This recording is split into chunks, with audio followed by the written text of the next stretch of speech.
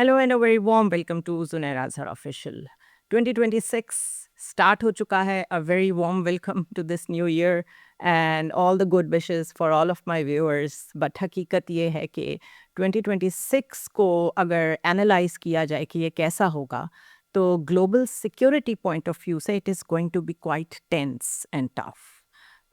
2025 में जो इवेंट्स हुए, अगर उनको ले लें, और कई लोग सिर्फ उनका एनालिसिस कर रहे हैं कि ये हुआ इस साल में. In my opinion that is not important. Her news ये सिग्नल करती है कि ये किस डायरेक्शन में चीज़ों को लेके जा रही है. हर इवेंट ये बताता है कि how we are facing constant change, और status quo is becoming more and more unpredictable.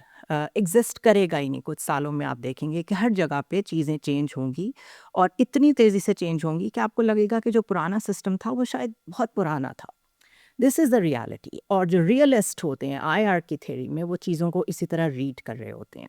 So in my opinion वो चेंज जो रीसेंट पास्ट में, अगर बहुत हिस्ट्री में हम ना जाएं, यूक्रेन वॉर और गाज़ा क्राइसिस यानी पैलेस्टाइन का जो इशू है, उससे शुरू हुई और 2025 तक अनफोल्ड हुई, वो शेप कर रही हैं आने वाली लाइफ को, आने वाले दिनों को, आने वाले सालों को.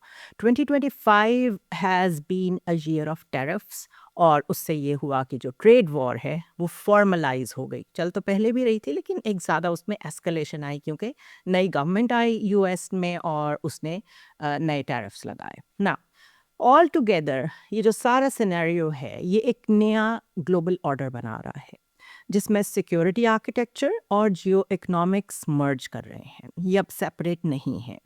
इन 2026 अगर मैं ये कहूँ कि power is no longer contested in just the skies और द लैंड, तो आप शायद हैरान हो, बिकॉज अब आपको बैटलफील्ड, जो हमने साइबर वॉरफेयर का एक मंजरनामा देखा जो 4 डेज वॉर थी पाकिस्तान इंडिया की, उससे एक स्टेप आगे जाके आप ये जहन में रखें कि we are going to witness warfare in the space and on the ocean floor. So अगर इन सारी चीज़ों को आप इकट्ठा करें, तो व्हाट इज़ हैपनिंग? सिक्योरिटाइजेशन और मिलिटराइजेशन बढ़ रही है. सो लेट्स डिस्कस 4 फोर्सेस जो एक ही वक्त में एक ही वैंटेज पॉइंट पे आके मिल रही हैं, और वो डिफाइन कर रही हैं कि हमारा आने वाला 2026 का जो टाइम है और उससे भी ऑनवर्ड्स, उसकी डायरेक्शन क्या होगी. For now I will focus on कि ये ग्लोबल आउटलुक है जो मैं आपके सामने रख रही हूँ एज एन एनालिसिस फॉर 2026, जो कंटिन्यू कर रही है from the Gaza crisis, Palestine issue and Ukraine war. So वो 4 फोर्सेस कौन सी होंगी जो ये सारा सिनेरियो बनाएंगी? मिलिटराइजेशन शदीद बढ़ेगी, स्पेस में भी और सी बेड में भी. सेंट्रल बैंक्स जो कि न्यूट्रल कंसिडर होते हैं, वो डायरेक्ट पॉलिटिकल प्रेशर में आएंगे, पॉलिटिसाइज होंगे. माइग्रेशन जो है, उसमें प्रेशर बढ़ेगा, और गवर्नमेंट्स उसे कंट्रोल नहीं कर पाएंगी बल्कि इंटेंसिफाई करेगी. एंड नंबर 4, डिफेंस स्पेंडिंग हर जगह आपको बढ़ती नज़र आएगी, नॉट बिकॉज कि दुनिया जंग चाहती है, बट बिकॉज इस कदर ये 4 पॉइंट्स को अगर आप देखें, तो हर लेवल पे इतना ज़्यादा इंस्टेबिलिटी विटनेस होगी कि हर गवर्नमेंट कोशिश करेगी कि वो उसके लिए तैयार रहे. तैयारी के लिए डेटरेंस की ज़रूरत होती है, डेटरेंस के लिए पैसे की ज़रूरत होती है. And this is how all these 4 points are going to converge and tell you कि कैसे दुनिया की इकोनॉमी, वॉरफेयर, पीस, कॉन्फ्लिक्ट, सब एक पॉइंट पे इकट्ठा हो गया है. ये सब सेपरेट सब्जेक्ट्स हैं. अगर आप इनको सेपरेटली स्टडी करें और इनकी न्यूज़ को देखें, तो ये डिफरेंट डिफरेंट हेडलाइंस बना रहे हैं, बट अगर इनको कनेक्ट करें, if they are taken together, तो आपको एक सिस्टमिक शिफ्ट नज़र आएगा in the world order, where as I said geopolitics is in transition, और 2026 is going to be a year of another big change. Taken separately अगर इन सारे 4 points को आप हेडलाइंस की शक्ल में देखें, तो ये डिफरेंट फील्ड्स फील होती हैं, बट ये कैसे सिस्टमिक शिफ्ट ला रहे हैं in the global world order, और 2026 में इनकी शक्ल क्या बनेगी. Let's dissect that. So let's start from militarisation part 1. जैसे मैंने कहा कि आपको जो जंग है वो स्पेस में भी मिलेगी और सी बेड में यानी कि पानी के नीचे भी मिलेगी। अब ये दोनों स्पेसेस बैटलफील्ड्स में कन्वर्ट हो चुकी हैं। एक ऑस्ट्रेलियन बिजनेसमैन जेरड बैरन हैं जो लीड करते हैं द मेटल्स कंपनी के नाम से एक कंपनी, जो कि बहुत बड़ा रोल प्ले कर रही है इस नई ग्लोबल रेस में जो क्रिटिकल मिनरल्स के लिए जारी है। इन अप्रैल 2025 डोनाल्ड ट्रंप ने एक एग्जीक्यूटिव ऑर्डर साइन किया जिससे वो कोशिशें तेज़ की गई सारी जो यूएस कर रहा था टू एक्सेस मिनरल्स लाइक निकल, कोबाल्ट एंड मैग्नीज, यानी कि वो सारे मटेरियल्स जो बहुत ज़रूरी हैं बैटरीज के लिए, एआई सिस्टम्स के लिए और मिलिट्री टेक्नोलॉजी के लिए। Now these minerals, in particular minerals की मैं बात कर रही हूँ, ये ओशन के सी बेड में मौजूद हैं। वी ऑल नो कि एक्सट्रैक्शन अगर पहाड़ों में ही हो, लैंड पे ही हो, तो वो कितना टाइम लेती है, कितना मुश्किल काम है। But imagine the desperation and analysts are calling it the strategic anxiety of US कि सी बेड एक्सप्लोरेशन तक पहुंच गए हैं डोनाल्ड ट्रंप, और उसके लिए इस ऑस्ट्रेलियन कंपनी के साथ उन्होंने कॉन्ट्रैक्ट साइन किया है। सो आप कनेक्ट करें इस सारे सिनारियो को with the fact कि US is desperate for critical minerals and Australia is part of the Asia Pacific policy कि यहाँ पे चाइना को कैसे कंटेन करना है, ऑकस को जहन में रखें। तो आप इस दोनों साइड्स का जो इंटरेस्ट है जेरड बैरन का और डोनाल्ड ट्रंप का, वो ओवरलैप करता है बिजनेस पॉइंट ऑफ व्यू से भी और एक स्टेट पॉलिसी के तौर पे भी against China. So this is business and power policy at play. China के साथ जो राइवलरी है वो इंटेंसिफाई हो रही है और यूएस ये सिग्नल कर रहा है कि ये जो स्ट्रेटेजिक कंपटीशन है ये अब स्पेस और सी बेड हर जगह पे मौजूद है। अगर स्पेस की अब हम बात कर लें फॉर एग्जांपल, तो डेकेड से स्पेस को कैसे फ्रेम किया जाता था कि हम साइंस एंड टेक्नोलॉजी में एक्सप्लोर कर रहे हैं, इंसान चांद पे गया, उसके बाद एलॉन मस्क ने मार्स पे जाने की बात की। कम्युनिकेशन के लिए, टेक्नोलॉजी के लिए, साइंस के लिए जो स्पेस का यूज़ था वो एक बड़ी आम सी बात हो गई थी। दैट एरा इज़ एंडिंग और US is moving towards a space based missile defence architecture जिसको डोनाल्ड ट्रंप कई दफ़ा गोल्डन डोम कह चुके हैं। और ये डेटरेंस का जो एक लेवल होता है, आपको पता है कि गोल्डन डोम को वो बहुत ज़्यादा प्रेजेंट करते हैं एज हिज प्रोजेक्ट, और उन्होंने साथ ही डिपार्टमेंट ऑफ डिफेंस को डिपार्टमेंट ऑफ वॉर में कन्वर्ट किया। तो वो अपने लोगों को ये सिग्नल करते हैं कि यूएस की नेशनल सिक्योरिटी के लिए जो न्यू डेवलपमेंट्स हैं उसमें मेरा रोल हमेशा याद रखा जाए।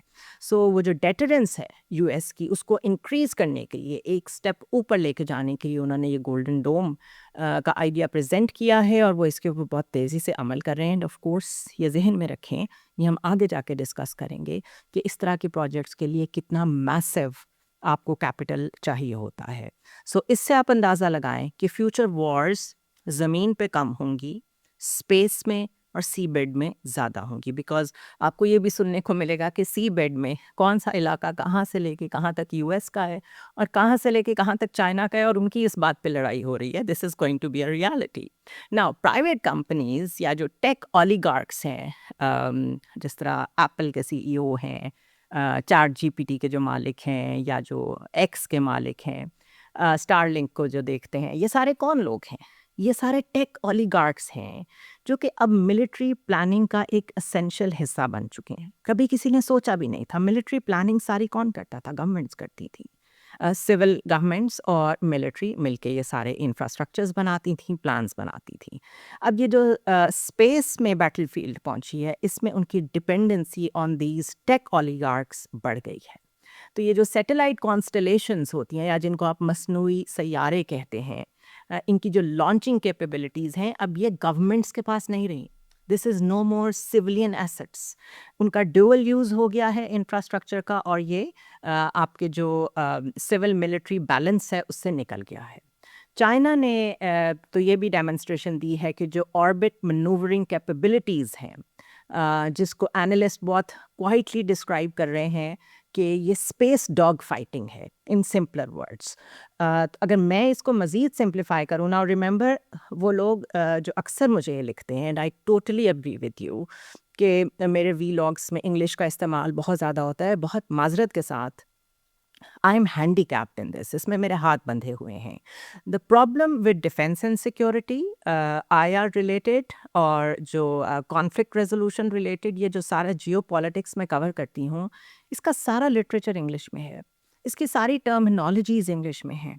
And no matter how hard I try, it is very difficult कि मैं उनको उर्दू तर्जुमे में पेश करूं, बिकॉज जो हार्ड कोर टर्मिनोलॉजीज़ होती हैं, किसी चीज़ का जो नाम उस पर्टिकुलर सब्जेक्ट के एक्सपर्ट्स ने रख दिया है और अगर वो अंग्रेज़ी में रखा है तो मैं उसको उर्दू में ट्रांसलेट नहीं कर सकती। And also it is very difficult कि अगर आपने पढ़ाई एक लैंग्वेज में की है, तो उसके बाद सिर्फ कोशिश ही की जा सकती है कि आप उसको जितना सिंप्लीफाई करके लोगों के लिए पेश कर सकें वो करें। I do that, I try my best, but of course I am only human, और उसमें कमी कहीं ना कहीं रह जाती है। शायद आगे जाके इसका हल ये है कि उर्दू इंग्लिश सबटाइटल्स दोनों को बीच में मर्ज किया जाए। एनीवे, सो हम ऑर्बिटल मनूवरिंग कैपेबिलिटीज़ की बात कर रहे थे, जिसको एनालिस्ट क्या कह रहे हैं, डॉग फाइटिंग इन स्पेस। अब स्पेस मनूवरिंग को समझें आप ज़रा, या डॉग फाइटिंग इन स्पेस को समझें आप। स्पेस को एग्जाम्पल समझें कि एक हाईवे है। ओल्डर सैटेलाइट्स, कई सैटेलाइट्स जो हैं वो स्पेस में मौजूद हैं, और जो पुरानी सैटेलाइट्स हैं वो बसेस हैं। उनके तो रूट्स बने हुए हैं जिनको ऑर्बिट्स कहते हैं, और वो अपनी लेन्स में ही चलते रहते हैं, अपने ऑर्बिट में घूमते रहते हैं। चाइना अब बिल्ड कर रहा है ऐसी सैटेलाइट्स जो कार्स की तरह बिहेव करेंगी, यानी कि वो लेन्स भी चेंज करेंगी, स्लो डाउन भी होंगी, स्पीड अप भी होंगी, और शायद इतना स्पीड अप हो जाएं कि एक सैटेलाइट से आगे जब मर्जी निकल जाए उनको कोई रोकने वाला नहीं होगा। ये जो एबिलिटी है, इसको ऑर्बिटल मनूवरिंग कैपेबिलिटी कहते हैं। और जब चाइना ऐसी सैटेलाइट्स बना रहा है जिसमें वो फ्रीली मूव कर सकता है in the orbit, it means कि जो स्पेस में ऑलरेडी सैटेलाइट्स और लोग और मुल्क मौजूद हैं, वो उसको चैलेंज कर रहा है, बिकॉज वो उन सबको मनूवर करेगा।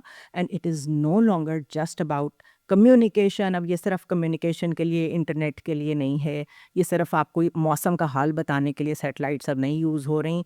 Now space is a territory, वहाँ पे भी आपस में डॉग फाइट या लड़ाई जो जहाज़ों की आपस में होती है वो होगी। अब ये सैटेलाइट्स, क्योंकि इनका पर्पस सिक्योरिटी पर्पस के लिए ये बनाई गई हैं, ये क्या क्या कर सकती हैं, इनकी कैपेबिलिटीज़ क्या क्या हैं। ये अटैक्स रोक सकती हैं, इंटरसेक्ट कर सकती हैं मिसाइल्स को और दूसरे ऑब्जेक्ट्स को, राइवल्स को सुन सकती हैं, सिग्नल्स ब्लॉक कर सकती हैं, और अपने आप को पोजीशन कर सकती हैं इन वेज जिसका हमने एक मुजाहरा देखा 4 डेज़ पाक इंडिया वॉर में, जिसको जो एनालिस्ट हैं उन्होंने कहा there was a kill machine working, जो कि बिल्कुल बियॉन्ड विजुअल कैपेबिलिटी थी, जो नज़र नहीं आ रही थी। It was there. Cyber security की तरफ मैं इशारा कर रही हूँ, जिसमें जो इंडियन जो राफेल्स चला रहे थे उनको ये पता ही नहीं चल रहा था कि टारगेट कहाँ से हो रहे हैं। वो ये सारा जो कल्मिनेशन है of space, of your airfield, of your maritime affairs, ये सब जब एक जगह इकट्ठा होगा, उसमें मनूवरिंग कैपेबिलिटीज आएंगी, तो इमेजिन कि वॉर किस लेवल पे जाएगी। नाउ अब ये स्पेस क्योंकि मिलिटराइज हो रही है, न्यूट्रल नहीं रही, so it is a battlefield. It is as simple as that.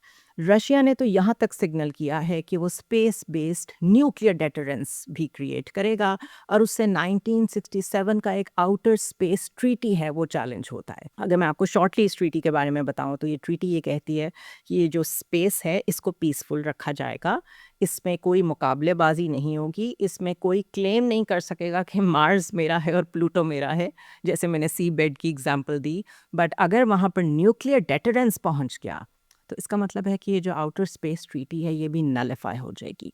और ये जो मैं सारा आपको एक्सप्लेन कर रही हूँ, इसके साथ आहिस्ता आहिस्ता जो एग्जिस्टिंग ग्लोबल ऑर्डर है वो एरोड होता ही चला जा रहा है, चीज़ों पे अमल हो नहीं रहा, यूएन जो मर्जी कहता रहे। This is how the transition comes, ये ट्रांजिशन स्लो होता है, लेकिन this is why I said कि 2026 में स्पेस का यूज़ और उसको देखने का अंदाज बिल्कुल बदल जाएगा। वो न्यूट्रल टेरिटरी नहीं रहेगी, और बिल्कुल जैसे अर्ली 20th सेंचुरी में जो एयर स्पेस थी वो नई नई कंटेस्टेड जोन में आई थी, नई नई बैटलफील्ड जोन में उसकी एक बहुत ज़रूरत महसूस की गई थी। और एयर स्पेस पहली दफ़ा सिक्योरिटाइज हुई और स्ट्रेटेजिक हुई। उसी तरह 2026 is going to make space a contested zone. अब क्योंकि ये जो सारी मिलिटराइजेशन ऑफ स्पेस है और जिस तरफ वॉरफेयर जा रहा है, इसके लिए बजट्स चाहिए। और ज़ाहिर है इतना ह्यूज बजट कि आपने गोल्डन डोम क्रिएट करना है, चाइना जो मैनूवरिंग कर रहा है प्लान, उसने वो करना है, मज़ीद आगे लेके जाना है उसको। रशिया ने न्यूक्लियर होना है इन द स्पेस। तो what will happen to the central banks, that is a real question. और एनालिस्ट कह रहे हैं कि central banks are going to be under pressure all over the world. Let's understand कि central bank की independence ज़रूरी क्यों है। ये बड़ी सेक्रेट चीज़ समझी जाती थी कि हर मुल्क का जो सेंट्रल बैंक है उसको बिल्कुल कोई टच ना करे और वो बिल्कुल ऑटोनमस बॉडी के तौर पे बिहेव करे। और उसकी लॉजिक जो है वो बड़ी सिंपल थी कि जो पॉलिटिशियंस हैं उन्होंने तो 4 साल के लिए या 5 साल के लिए आना होता है और उनकी जो सोच होती है वो इलेक्शन साइकिल्स के इर्द गिर्द घूमती है। सो सेंट्रल बैंक्स को डेकेड्स के हिसाब से सोचना होता है। सो उनको पॉलिटिशियन की सोच से दूर रखा जाए ताकि हर स्टेट अपने आप को डिफेंड कर सके रिगार्डलेस ऑफ द फैक्ट कि कौन सी गवर्नमेंट आ रही है, कौन सी जा रही है। कोई basic structure of economy at least आपके कंट्रोल में हो। इसकी एक मिसाल है कि अर्ली 1970s में यूएस में पॉलिटिकल प्रेशर जब बहुत बड़ा, तो उस वक्त की गवर्नमेंट ने मॉनेटरी पॉलिसी जो है उसको थोड़ा सा प्रेशराइज करके ग्रोथ की तरफ पुश किया और उससे इन्फ्लेशन बहुत बढ़ गई और शॉर्ट टर्म रिलीफ तो मिला लेकिन लॉन्ग टर्म इंस्टेबिलिटी बढ़ गई। इसकी मिसाल आप यूँ ले लें कि एक फैमिली है जहाँ पे एक शख्स है जिसके पास क्रेडिट कार्ड है और वो शख्स डिसाइड करता है कि कहाँ स्पेंड करना है और कहाँ नहीं करना और कब रुक जाना है। इमेजिन कि बाकी की सारी फैमिली ने उनको कहा कि इलेक्शन ईयर है तो चलें हम फ्रीली स्पेंड करते हैं जहाँ जहाँ भी हमारा दिल करता है, जब नई गवर्नमेंट आएगी तो देखा जाएगा। तो जो क्रेडिट कार्ड होल्डर है वो फैमिली की बात मान लेता है और शॉर्ट टर्म कंफर्ट और सब कुछ एंजॉय करता है स्पेंडिंग करके। लेकिन जब गवर्नमेंट आती है इलेक्शन के बाद तो वो क्या फेस करती है? डेट यानी कर्जे, इन्फ्लेशन, क्राइसिस। तो सेंट्रल बैंक इसी तरह काम करता है, वो कंट्रोल करता है इंटरेस्ट रेट को और मनी सप्लाई को। अगर पॉलिटिशियंस या गवर्नमेंट फोर्स करते हैं कि आप पैसे को चीप रखें पॉपुलैरिटी के लिए, अपनी पॉपुलैरिटी के लिए, तो प्राइसेस बढ़ जाएंगी, सेविंग्स जो हैं उनकी कोई वैल्यू नहीं रहेगी। अगर सेंट्रल बैंक इंडिपेंडेंट होगा तो वो पॉलिटिशियंस को कहेगा no, I am not going to do it, because बेशक ये अनपॉपुलर डिसीजन है बट मुझे पता है कि ये लॉन्ग टर्म में सस्टेनेंस देगा, सपोर्ट करेगा लोगों को। That is why central bank की इंडिपेंडेंस बहुत ज़रूरी है और इसको पॉलिटिकल कंट्रोल से बाहर होना चाहिए क्योंकि ये हर एक के पैसे को प्रोटेक्शन देता है, सिर्फ पॉलिटिशियंस के प्रोमिस के लिए नहीं होता। अब गवर्नमेंट्स इस वक्त ऑल ओवर द वर्ल्ड बहुत कर्जे ले रही हैं। कर्जे क्यों ले रही हैं? बिकॉज उन्होंने बहुत ज़्यादा स्पेंड करना है इन द मिलिटराइजेशन, उन्होंने अपने डेटरेंस में बहुत पैसा लगाना है। उससे क्या हो रहा है? दुनिया भर में ग्रोथ स्लो हो रही है और जो वोटर्स हैं वो परेशान हैं कि नो मैटर कौन सी गवर्नमेंट आए, क्या वजह है कि ग्रोथ ही नहीं बढ़ रही। This is the classic case what is happening in Europe at the moment, in US at the moment, because the voters don't know कि आने वाली हर गवर्नमेंट का जो फोकस है वो स्टेट के फोकस में कन्वर्ट हो चुका है एंड दैट इज़ डेटरेंस, कि बस मिलिटराइजेशन और सिक्योरिटाइजेशन के ऊपर फोकस करें, बाकी सब देखा जाएगा। सो दिस इज़ ऑलरेडी हैपनिंग कि सेंट्रल बैंक से ये पूछा जा रहा है कि इंटरेस्ट रेट्स क्यों हाई रहने चाहिए, why inflation targets are more important than political stability. और आप तो अनइलेक्टेड इंस्टीट्यूशन हैं, आपके पास इतनी पावर क्यों है? यानी उनको चैलेंज कर रहे हैं politicians. This pressure is very visible in United States, Europe, UK. और बाय 2026 सेंट्रल बैंक्स में ये तो नहीं कह रही कि might completely lose independence formally, but they will lose a lot informally. तो जब मॉनेटरी पॉलिसीज पॉलिटिकल हो जाएंगी तो इन्फ्लेशन किधर जाती है, मार्केट इंस्टेबिलिटी किस तरफ जाती है, you can well imagine. So in other words inflation बढ़ेगी, ग्रोथ नहीं बढ़ेगी और इंस्टेबिलिटी जो है वो कांस्टेंट रहेगी। So central banks are going to be in problem. So which brings me to the part 3 कि डिफेंस स्पेंडिंग होगी और वो बिल्कुल नॉर्मलाइज्ड पॉलिसी के तौर पे सामने आएगी। ये जो takeover of central bank होगा या कंट्रोल ऑफ सेंट्रल बैंक है, उसका मकसद ही ये है कि आप डिफेंस बजट्स को एक तो बहुत एक्सपैंड करें, दूसरा नॉर्मलाइज करें। और ये वर्ल्ड वाइड हो रहा है क्योंकि गवर्नमेंट्स जो हैं वो प्रिपेयर कर रही हैं, फोरसी कर रही हैं और इसलिए तैयारी कर रही हैं कि बहुत प्रोलॉन्ग इंस्टेबिलिटी आने वाली है, साइबर कॉन्फ्लिक्ट्स होंगे, सप्लाई चेन्स में डिस्रप्शन होगी, डोमेस्टिक अनरेस्ट भी होंगे। इन अदर वर्ड्स इसको पॉलिटिकली नॉर्मलाइज किया जा रहा है और आप इस पूरे साल में देखेंगे कि बहुत ज़्यादा प्रोटेस्ट्स होंगे दुनिया में, फ्रांस में, यूरोप में, हर जगह। येलो वेस्ट जो प्रोटेस्ट हैं वो तो कब से चल रहे थे ऑलरेडी, उसमें आपको इजाफा फ्रांस में देखने को मिलेगा। Same will happen in the eastern Europe, UK में, ऑस्ट्रेलिया में, हर जगह। और उसका जो नज़ला है वो सारा आपको ऐसे रीजंस पे गिरता हुआ नज़र आएगा कि पॉपुलेशन को भी कोई ना कोई ऐसा पॉइंट चाहिए होगा जिसके ऊपर वो अपना गुस्सा निकाल सकें। तो वो गुस्सा पॉलिटिशियंस पे पार्शली निकल रहा होगा, लेकिन क्योंकि पॉलिटिशियंस अपने आप को बचाना जानते हैं तो यू विल सी कि एथनिक रायट्स बढ़ेंगे, जो वायलेंस ऑन इमिग्रेंट्स है वो बढ़ेगा, बिकॉज उनको जो सेल किया जाएगा नैरेटिव वो ये होगा कि ये सब कुछ तो इमिग्रेंट्स की वजह से हो रहा है। सो ये जो डिफेंस स्पेंडिंग 2026 में मज़ीद बढ़ेगी, उसमें ये इम्पॉर्टेंट नहीं है कि कितना स्पेंड हो रहा है, इम्पॉर्टेंट ये है कि जो स्पेंड हो रहा है वो रिप्लेस किस चीज़ को कर रहा है। यूएस में डिफेंस बजट्स का डायरेक्ट इम्पैक्ट पड़ रहा है इंफ्रास्ट्रक्चर डेवलपमेंट पे, हेल्थ केयर पे, एजुकेशन पे। जो आप न्यूयॉर्क की कैंपेन में सुनते रहे हैं कि वहाँ पे किराए इतने ज़्यादा हैं कि लोग हाउसिंग अफोर्ड नहीं कर सकते, वो सब मामलात इसी से जुड़े हैं।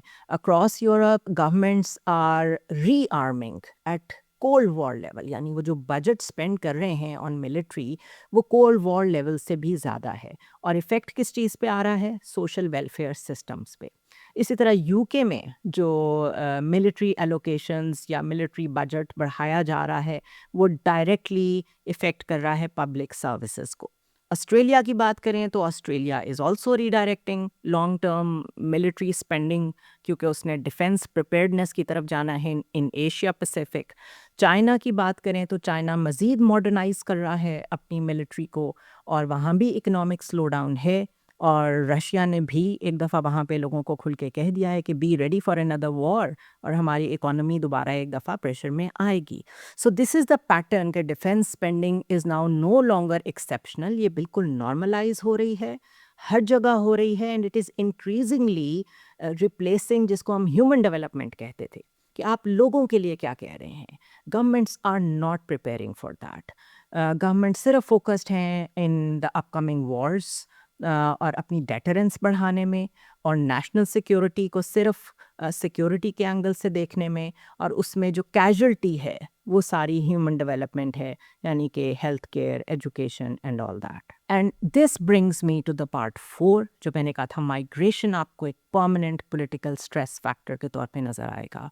पहले तो कहीं कहीं कोई आपको ये सुनने को मिलता था कि इस वक्त माइग्रेशन फ़लाँ मुल्क में बहुत टाइट हो रही है, इस रीजन में बहुत ज़्यादा हो रही है, बट अब ये आपको ज़्यादा स्ट्रक्चरल वे में नज़र आएगी। वॉर्स अनरिजॉल्व रहेंगी, ऐसी वॉर्स होना अब बंद हो गई हैं जिसमें आपको पता हो कि अब वॉर शुरू हुई है और अब बंद हो रही है, क्योंकि कॉन्फ्लिक्ट्स कंटिन्यू कर रहे हैं और जो जहाँ तक पहुँच जाता है वो वहीं तक पहुँच के अगले उस टाइम और अपॉर्चुनिटी का इंतज़ार करता है जिसमें वो दोबारा अटैक कर सके। Ukraine, Gaza, once again classic examples. इसके अलावा इकोनॉमिक इनइक्वालिटी बढ़ रही है और पॉलिटिशियंस को जब कोई और रीज़न नहीं मिलती टू एक्सप्लेन कि उनकी इनएबिलिटी की क्या वजह है या क्यों सारा फोकस जो है वो सिर्फ मिलिट्री और डिफेंस स्पेंडिंग की तरफ चला गया है, तो फिर वो पॉपुलर ओपिनियन को हवा देने की कोशिश करते हैं। और जो यूरोप में सबसे ज़्यादा पॉपुलर ओपिनियन है वो है against the immigrants. Hate against the immigrants is the most popular commodity all over the world. So वो जो माइग्रेशन को बड़ा एक ह्यूमैनिटेरियन एंगल से ट्रीट किया जाता था, मुल्कों के साथ ट्रीटीज़ साइन थी कि यूएन जो है वो लुक आफ्टर करेगा कि कहीं पे अगर ह्यूमैनिटेरियन क्राइसिस क्रिएट हुए हैं और कहीं रेफ्यूजीज़ भेजे जा रहे हैं तो उनको लुक आफ्टर किया जाए। That is also going to change. वो ह्यूमैनिटेरियन एंगल अब आपको ख़त्म होता नज़र आएगा ब्रूटली, और ये जो एक एंगल था ये आपको कन्वर्ट होता नज़र आएगा into a security variable. Borders मज़ीद टफ होंगे, हार्ड होंगे, लॉ इन्फोर्समेंट मैकेनिज़म्स आपको ज़्यादा ब्रूटली एक्ट करती नज़र आएंगी, और ये सब कुछ गवर्नमेंट्स नॉर्मलाइज करेंगी और इसको अपने लिए, अपनी नेशनल सिक्योरिटी के लिए लाजमी करार देंगी। नाउ ये जो ग्लोबल आउटलुक मैंने आपके सामने पेश की है, अगर इसको कंक्लूड किया जाए, अगर इसको कलेक्टिवली देखा जाए, तो जो कुछ 2026 में हो रहा है वो एकदम तो नहीं हो रहा, लेकिन ये ज़रूर है कि ये जो कन्वर्जेंस है, and by convergence I mean कि कुछ चीज़ों का एक पॉइंट पे इकट्ठा होना। मिलिटराइजेशन स्पेस तक पहुंच गई है, सी बेड्स तक पहुंच गई है, सेंट्रल बैंक्स कंट्रोल किए जा रहे हैं, क्योंकि ये जो मिलिटराइजेशन है इसके लिए बजट की ज़रूरत है। जो हायर डिफेंस बजट्स हैं उनके लिए आपको लोगों के ऊपर, रेफ्यूजीज़ के ऊपर कट्स लगाने पड़ेंगे और नए क्राइसिस क्रिएट होंगे। So 2026 will not feel like a collapse. This is not what I am trying to say कि कोई आर्मागेडन होने जा रहा है और बड़े बुरे हालात होंगे। दिस इज़ समथिंग जिसको आईआर में जो रियलिस्ट अप्रोच होती है वो एज अ कांस्टेंट चेंज की नज़र से देखती है कि ये तो होगा।